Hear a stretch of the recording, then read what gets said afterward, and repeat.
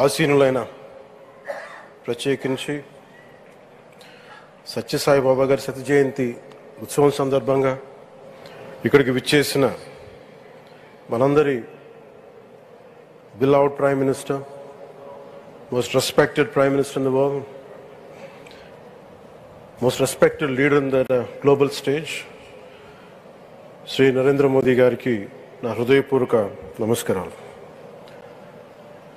అలాగే తన అపారమైన అనుభవంతో రాష్ట్రాన్ని సమర్థవంతంగా నడిపిస్తున్న నాయకులు గౌరవ ముఖ్యమంత్రి శ్రీ చంద్రబాబు నాయుడు గారికి, భారతరత్న శ్రీ సచిన్ టెండూల్కర్ గారికి, శ్రీమతి ఐశ్వర్య రాయ్ బచ్చన్ గారికి, సోదరులు నారా లోకేష్ గారికి, వేదికపైన ఆసీనులైన ప్రతి ఒక్కరికి, మంత్రివర్గానికి, బాబా గారు మహాసమాధి అయిన తర్వాత దాన్ని సమర్థవంతంగా నడిపిస్తున్న శ్రీ రత్నాకర్ గారికి, ప్రతి ఒక్కరికి పేరు పేరున నా హృదయపూర్వక నమస్కారం.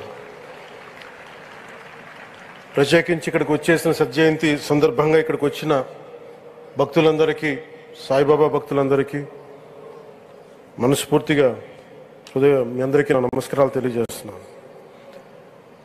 సత్యసాయిబాబా గారి గురించి, గొప్పతనాన్ని గురించి మన దేశస్తుల కంటే విదేశీయులు ఎక్కువ చెప్తారు ఆయన గురించి.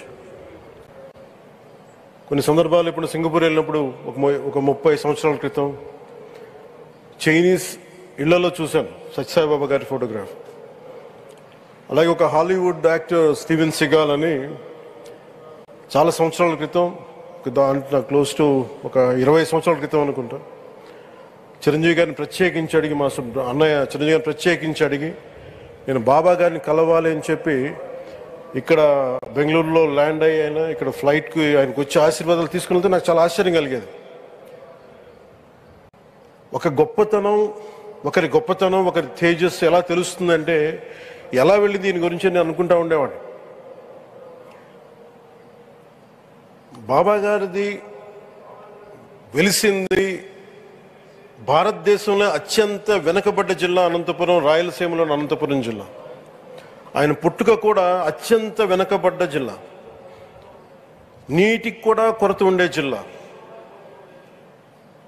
వలసలు వెళ్ళిపోయే జిల్లా. అలాంటి జిల్లాని ఎంచుకున్నారు ఆయన జన్మకు కూడా. అందుకని అలాంటి జన్మ తీసుకున్నాడంటే మహానుభావులే తీసుకోగలరు. ఒక 40 సంవత్సరాల క్రితం ఎవరైనా ఊహించుకోగలమా? దేశ విదేశాల నుంచి చాలామంది భక్తులు, విదేశీయులు అందరూ వచ్చి దీని అభివృద్ధికి పాటుపడతారని. సో ఒక ఆధ్యాత్మిక తేజస్సు, విశ్వ ప్రేమ ఉన్న వ్యక్తుల వల్లే ఇది సాధ్యం. అలాంటి వ్యక్తుల కోసం ప్రత్యేకించి గౌరవ ప్రధానమంత్రి నరేంద్ర మోదీ గారికి ఇష్టమైనది ప్రజలందరికీ కనీసం ఒక 50 లీటర్ల నీళ్లు ఇవ్వాలి,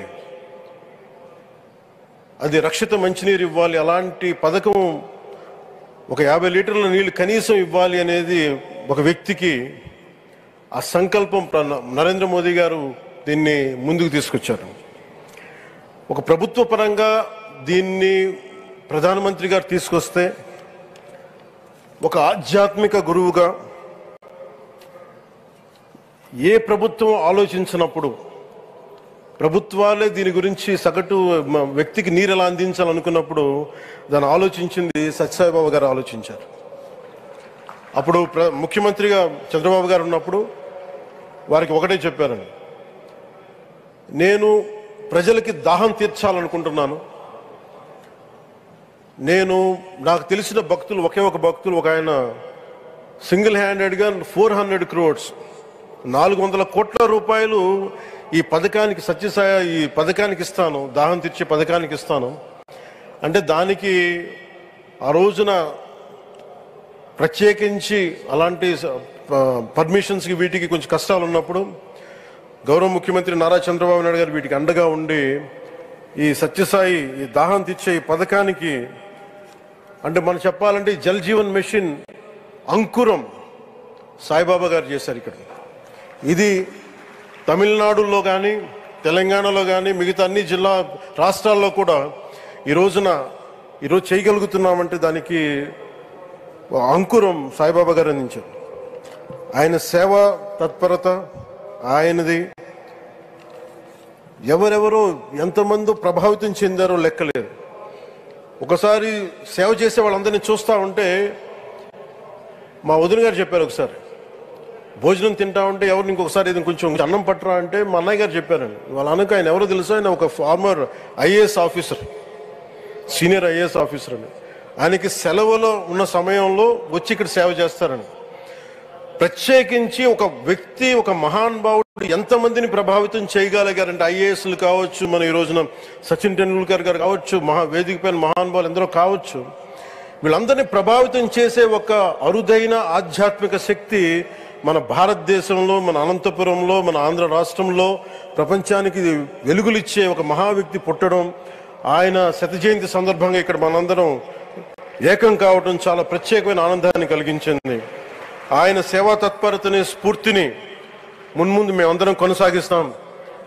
గౌరవ ప్రధానమంత్రి అవర్ బిలౌడ్ ప్రైమ్ మినిస్టర్ ఆధ్వర్యంలో మేమందరం కొనసాగిస్తామని తెలియజేసుకుని, ఇదే సేవా తత్పరతని ముందు ముందుగా అందరం కొనసాగించాలని తెలియజేసుకుని సెలవు తీసుకున్నాను. జై హింద్.